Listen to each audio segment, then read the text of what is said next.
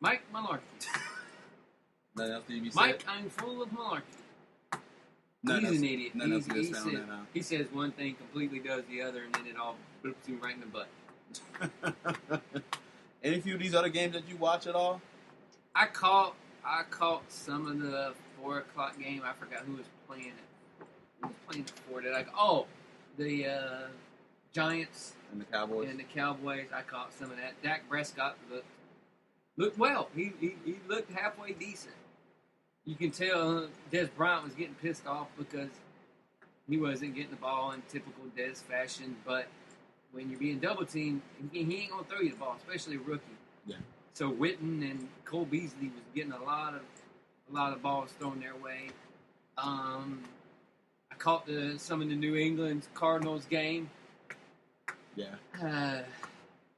Oh boy. I don't know if I should go on it right now. Go for it. Or should I wait? Go for it. You already on, or do you want me to talk about the games this season and you want to save it? Let's talk about the rest of the games. And we'll save that game then. We'll save it. The Buccaneers coming out firing with Jameis Winston. I saw that game. Jameis was slinging the pee out of the ball everywhere. He had 4 touchdowns that game? He was throwing the ball deep and was like, go get it.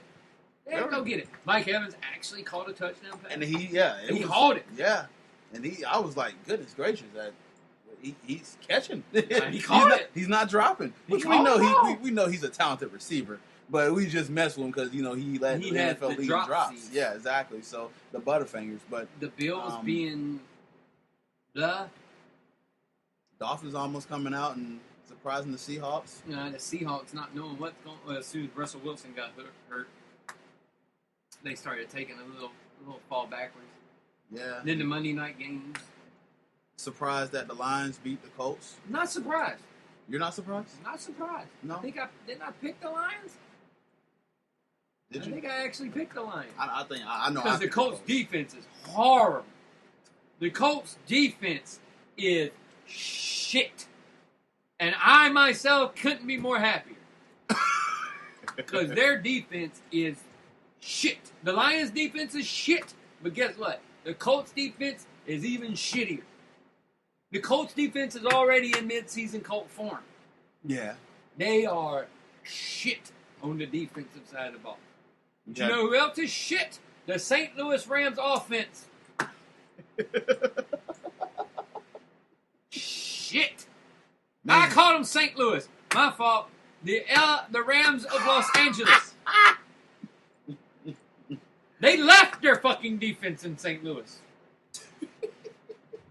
All the movie stars decided to go see. Well, I don't know if there's any movie stars out there. Shit.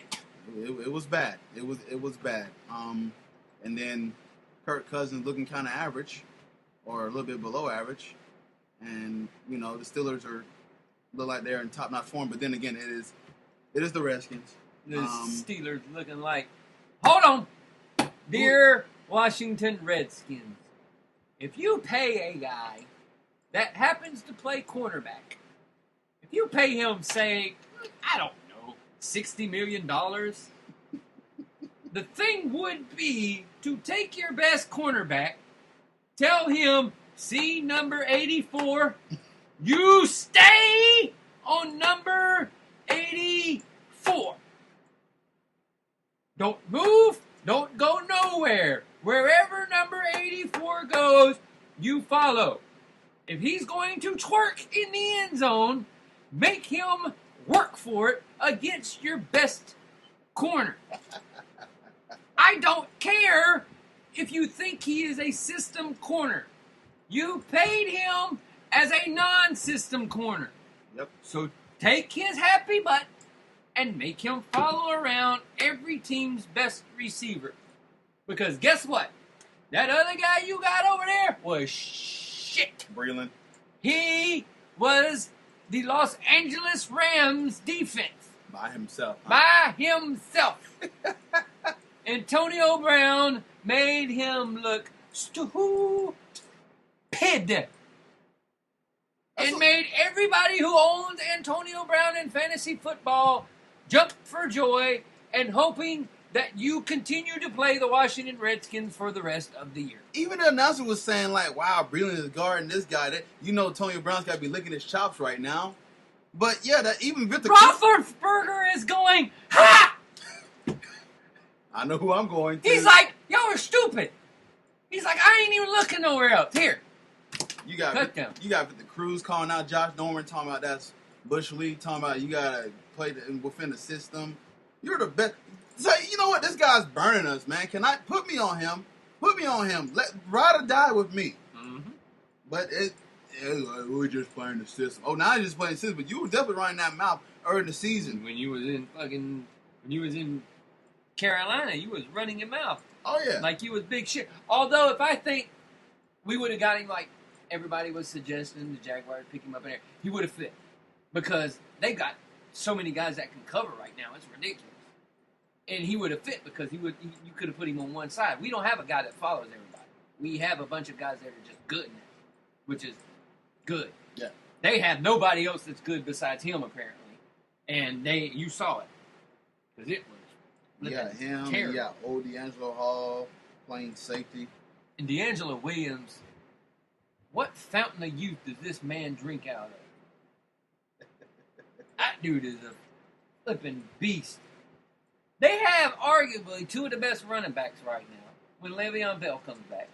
You have one of the best 1-2 punches in the game, and arguably the best wide receiver in the game. One of the quarterbacks is just like, I know who to throw the ball to. I put my money on Antonio Brown being the best receiver in the game. Yeah, he's ridiculous. That's just me, man. He's ridiculous. So, what's more funnier to you? Was it Antonio Brown twerking or the fan that ran the field and Kevin Harlan coming there? The Kevin Harlan thing was funny as hell. But him twerking and everybody posting out pictures of the one McDingle, whatever, the guy on the TV show.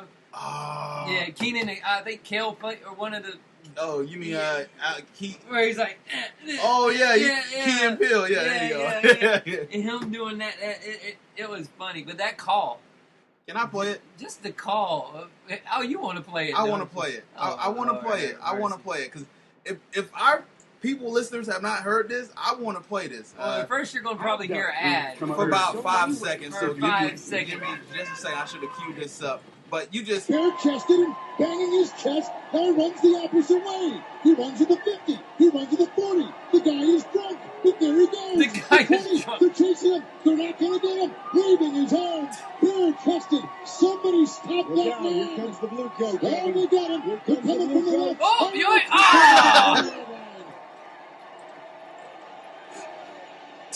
that was the most exciting thing that happened tonight. Yes, it was. That was a great call on your part.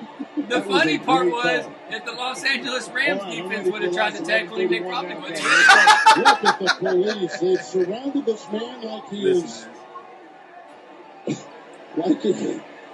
like he's just robbed a bank. I'll tell you what, he got a whole lap in. He did. He got him. That was pretty good. I expected him to go down much sooner. One more. He said one more line to us for the But I hope it was worth it, my friend, because you got a night in the clink coming up. In the clink. Maybe that'll change things for the... In the clink. It was pretty good. Now, he's bare-chested. He's bare-chested. This guy is obviously drunk. He's drunk. Kevin Harlan, you're the man, sir. I gotta quit. The blue shirts are... Listen, I got to give him a round of applause because that game was absolutely boring. And you had to do something. The blue shirts. And the funny part is that was over the radio. So you could hear it. You literally could picture it. With what he was saying, you're like, there's a half-naked guy running around on the field. Oh, that was amazing. That will make Monday night, because Monday night football games weren't good. But that whole segment there was pretty funny. And then Antonio Brown twerking. And then he gets the building for it. That's just, I don't care. It's just. It was funny. It was time, and the time was just so funny. He just get a flag for it. If I was the ref, I just would have started laughing and just held my flag, but I guess it's the rule. I think the ref was laughing and threw the flag. It's just, you know what? It's the new Actually, rule. I don't think the ref was laughing because they're old and they probably didn't know what he was doing. Yeah, it's the rules now. I've seen so many flags on where they do like these, what they say, it's choreography where if you do that celebration. Yeah, so that you get a flag for that. I'm like, can these guys not have fun? No, they can't. Can but that was amazing. That was amazing. Listen. But they were beating the holy dog mess out of him anyway when he did If you that. see your guy Dante Fire get a big sack, you want him to celebrate, and now they got to throw a flag on that? But he was shaking his head. And the bad part is, the bad part is, no homo. In those pants, Antonio, you had no ass. So it was with his haircut too, man. He had no hind end in those pants, what? So it was fun. But it was fun. It was like a stripper at Magic City. Just a dark stripper, bro. It was bad, man. And he was twerking better than some of the girls I know. That's a shame. And once again, claimer, no homo. But he had no ass. He shut y'all down, some of y'all girls. Antonio Brown twerking class is coming up. You better believe some of y'all need to buy that DVD. It was funny. All right, well, hey, before we go, I'm going to let Kevin rant on this because I think we come to the end of week 1. But, man, Monday night, those theatrics were great. They were funny. So, I want Kevin to cover this, the whole Patriots and Cardinals game, because Kevin's been adamant about this for years. Ever since we've done this podcast, and as soon as the Patriots name comes up, Kevin likes to break this down for everybody in layman's terms. And if you saw the game, well, Kevin has an example to go by. Everyone always talks about when the Patriots are playing, if they would have won this type of game and Tom Brady would have been the quarterback, who would everybody would have been talking about? Tom Brady. When they win this type of game and Brady's nowhere to be seen, who does all the praise go to? Bill Belichick. So they won a game against the third best defense in the NFL with no Gronk, no Tom Brady. Half of your offensive line is new, and you've got some guy named Geronimo or Garoppolo, whatever his last name is, playing QB for the New England Patriots. And they beat arguably a team that is being picked by a whole hell of a lot of people to go to the Super Bowl. With no, again, let me clear it, with no Tom Brady, no Gronk, and no cohesive offensive line. On the road. But you butt-humping Tom Brady fans are still going to tell me that Bill Belichick is not the reason that the New England Patriots are as damn good as they've been. You're going to tell me that without Bill Belichick, Tom Brady could still play in New England and still win all those damn Super Bowls. Get your flying heads out of your tuchuses and start watching these next 4 weeks. Because when they go 4-0, I want every single person to apologize to me and tell me that I am right, that Bill Belichick is the greatest coach of this of our era. He is arguably the greatest coach of our era. Oh, yeah. And it's not just Tom Brady who makes him great. He can do it with me and Cortez playing quarterback. Here, I'll even give you one better. He can do it with Case Keenum from the Rams playing quarterback. Did you make this point about Matt Castle? Here, I'll give you one better. He can do it with Matt Castle playing quarterback. Which he's already done. Where's that guy? He went 10 assists with Matt Castle. He is arguably the greatest coach. He has everyone buy into a system. His system, you have to buy into it for it to work. And every single person buys into that system. And god dang it, they went and beat the third best team in the league right now. I can't even name one. I can't even name one receiver outside of Amendola. And I don't even think he played. No, Julian Edelman did Okay, play. Those two. I think Edelman played. Everybody else, I'm like, who? I can't think. So I'm looking at the receivers. He threw for 264 yards and a touchdown. Leading the severely depleted New England Patriots. The severely depleted.